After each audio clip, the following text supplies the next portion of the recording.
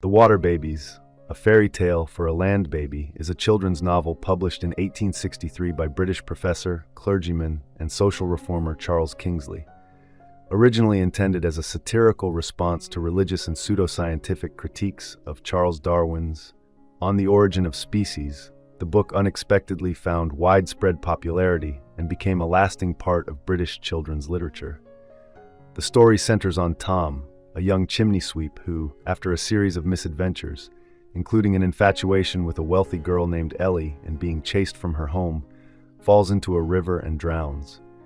Upon doing so, he is transformed into a curious, insect-like creature called a water baby. As a water baby, Tom embarks on a bizarre, fantastical journey of moral development and spiritual redemption, framed by Kingsley as a path to becoming a virtuous Christian child.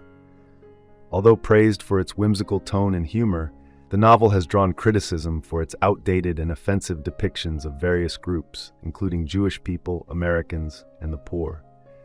Nevertheless, Kingsley uses Tom's adventures as a vehicle to critique the harsh realities of Victorian society, especially its cruel treatment of the impoverished and the exploitation of child labor. Tom's journey unfolds through a series of fantastical adventures, each ending with a moral lesson. Along the way, he encounters other water babies, all on their own quests for redemption. Guiding Tom are three symbolic fairy figures: Mrs. Bedona by as you did, Mrs. Do as you would be done by, and the mysterious Mother Carey. Eventually, Tom is reunited with Ellie, who has also become a water baby.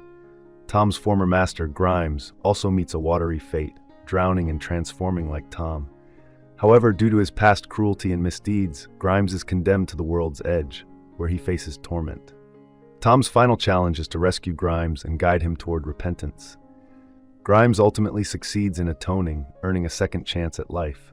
In turn, Tom is restored to his human form.